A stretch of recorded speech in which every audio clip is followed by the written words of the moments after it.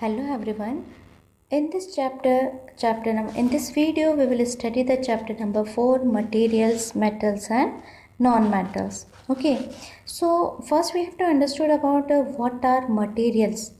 What are materials? Means the things which are present in our surroundings. For example, many things are present in our surroundings like glass, window, door, clothes. So many things are present in our surrounding like sand, soil, okay, like wires, switchboards. So many things are in our surrounding. So everything have different properties. So on the basis of their properties, they are categorized into different things. For example, some materials have the same property, so they are categorized in metals. Another material have the same property, they are categorized in a non-metals. And the third material which have both kind of categories, they are categorized in the metalloids. So in this chapter, we will study only about the metals and non-metals. Okay. So you are familiar with the number of materials like iron, aluminium, copper. These materials are, we can say that so many kinds of materials we are familiar, aluminium, iron, copper. Okay. So first we have to see the on the basis of the appearance and hardness of materials. Look at the table number 4.1 is given here. So see the table 4.1. So we have to find out on the basis of appearance which material is look like shiny, which is dull, which is hard, which is not very hard. Okay. So number first we can see the iron. Iron on the basis of the appearance, it is shiny or dull. This is shiny. Okay. And it is very hard or not very hard. This is very hard. Coal, it is very dull, not shiny. And it hard or not very hard, not very hard. Sulfur, sulfur is dull, not very hard. Aluminium is shiny, very hard. Copper is shiny, very hard. So we can say that iron, aluminium, copper, these are very shiny in appearance and they are very hard. So we can say that iron, aluminium and copper are metals, and coal and sulfur, these are dull in appearance and not very hard. So these are non-metals. So we can say that the substance which are very hard and shiny in appearance, these are known as metals. And the substance which are not very hard, they are dull in appearance, these are known as non-metals. So these are the first and second properties by which we can identify which substance is metal and which is non-metal. So first is on the basis of luster. Shiny we can say by the one word, that is lustrous. So the substance which are very lustrous, very shiny, these are metals. The substance which are very dull, these are non-metals. The substance which are very hard, these are metals. The substance which are not very hard, these are non-metals. So this is the first and the second physical property by which we can identify which is metal and which is non-metal. Okay. Now look at the another physical properties. For this, first we have to see the activity number 4.1. See the activity number 4.1 is here. What we have to take: a small iron nail, a coal piece, a piece of thick aluminium wire and a pencil lead. And we have to beat these all with a hammer. Okay. And try to beat it hard. Okay. When we hit hard, then what happened with all these kinds of material. So look at the first iron nail. We have a small iron nail. When we beat with hammer, when we hit it hard, then what will happen with iron nail? Does it break down into pieces? No. When we beat it very hard, the iron nail change in shape and flatten. Okay, so it will flatten. What will happen with coal piece? When we beat with hammer, it will be break down into pieces. Okay. Aluminium wire, it will be change in shape and flatten. Pencil lead, it will break into pieces. So by this activity, we can find out the third property of the metal and non-metal. What is the third property? Means when we beat a substance harder and harder, when it will be flattened into sheets. So if a substance flattens and changes into sheet, this property is known as malleability. So if a substance is malleable, so this malleable substance is known as a metal. Means we can say that when we beat harder and harder, when a material changes into a sheet, the conversion of thin sheet is known as a malleability. Okay, so all metals are malleable, they convert into a thin sheet. But what about the non-metals? When we beat whole piece, it will be breakdown, not flatten, not changes into sheets. Pencil it will also break down. So we can say that all non-metals are not malleable.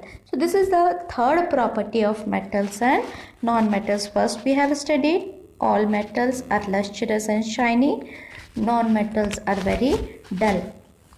Second property, all metals are very hard, non-metals are not very hard.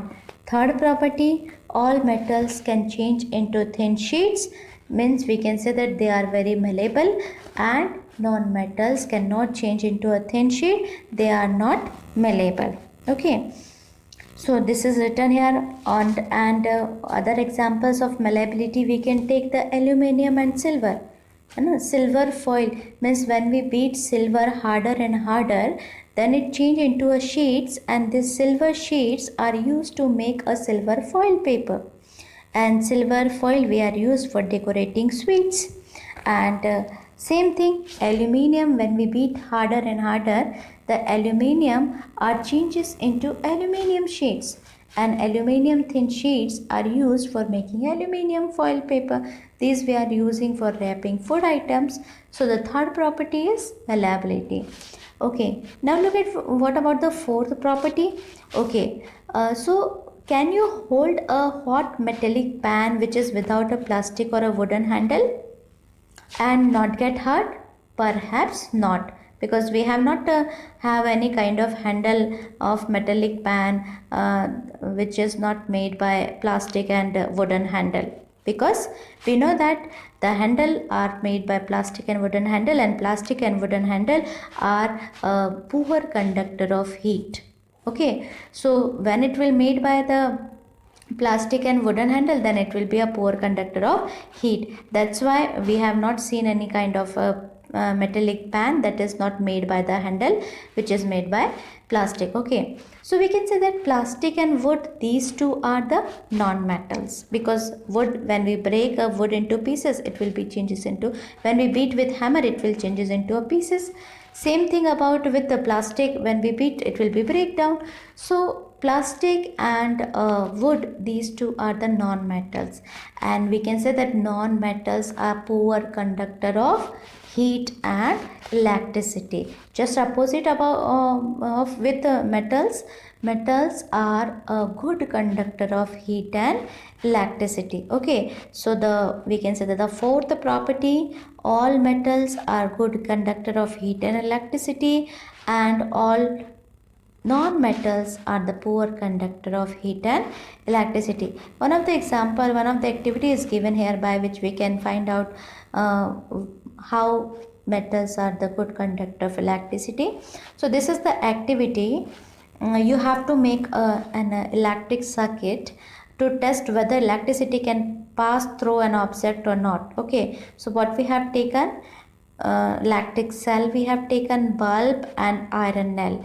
When we will connect this circuit with iron nail, the bulb will glow. Okay, so iron nail means it is made with metal. So we can say that when the electricity will pass, this circuit will complete with the metal, we can say that metal is responsible for the good conductor of heat and electricity. Okay. Okay, instead of iron nail, if we will use here plastic strip, so can the bulb will glow? No, bulb will not glow, because plastic is a poor conductor of heat and electricity. This we know about it. Okay, because plastic is a non-metal and this is a poor conductor of heat and electricity. So the activity with various objects, this we have to find out in a circuit on the place of iron nail. If we will add these kinds of material, so this is a poor conductor or good conductor. So iron rod or nail, this is a good conductor of heat and electricity. Sulfur, this is a poor conductor of heat and electricity because it is a non-metal.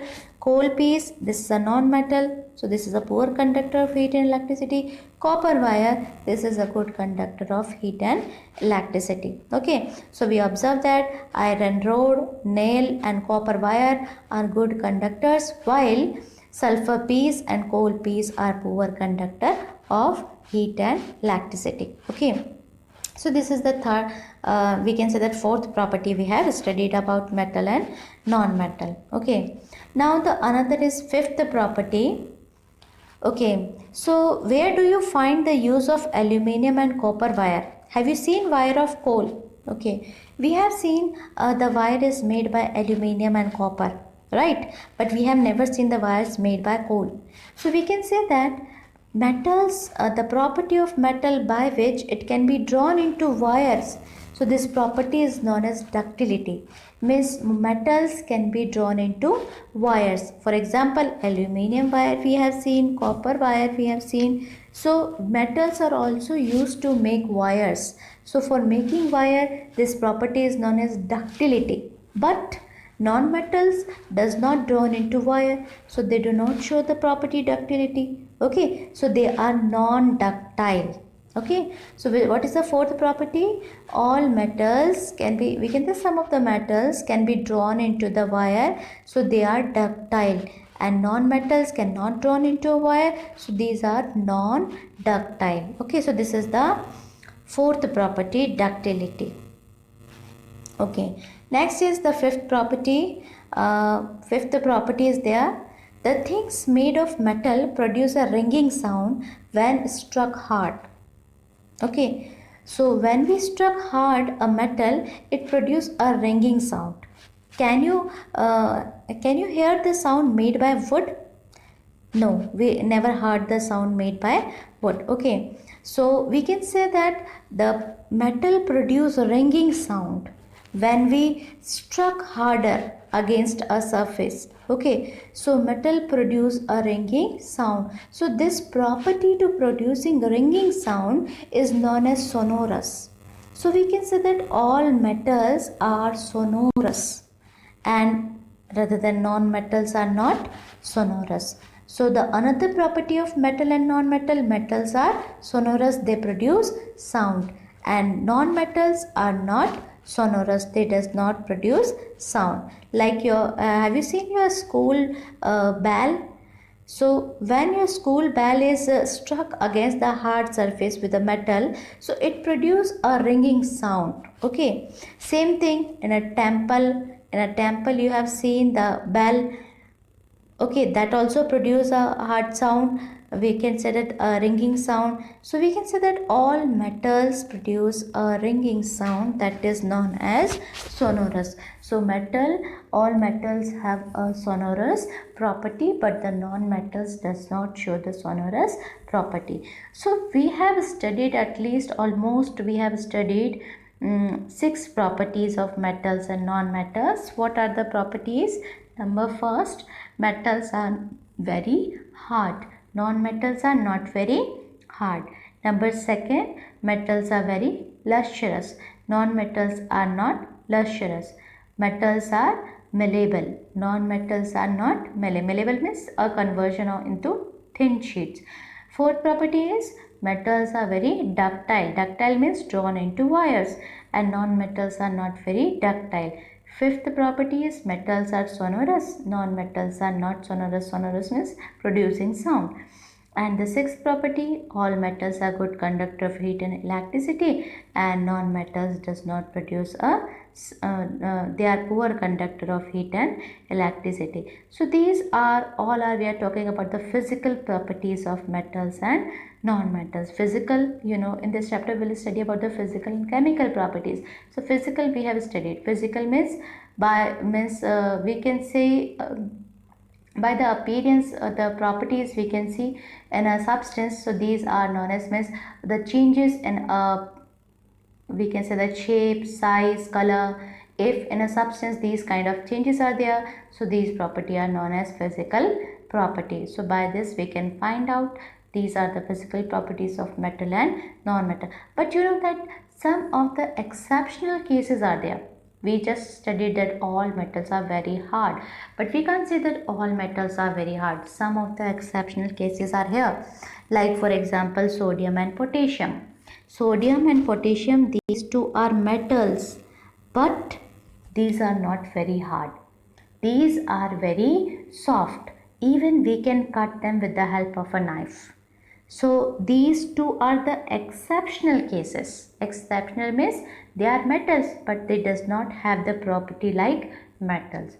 So in chemistry, so many exceptional cases we can study. Exceptional means one or two types of things are there, they does not have the property that all have. Like all metals are very hard, but the two metals are not very hard because they are very soft. So these two are metals, they are shiny, other properties they have, but they are not very hard. Okay, so these two are the exceptional cases. Another we have studied that all metals are solids, but one of the mercury is found in a liquid state. Okay, so these are the exceptional cases of metals. Okay, so these are, we have studied about the physical properties of metals and non-metals.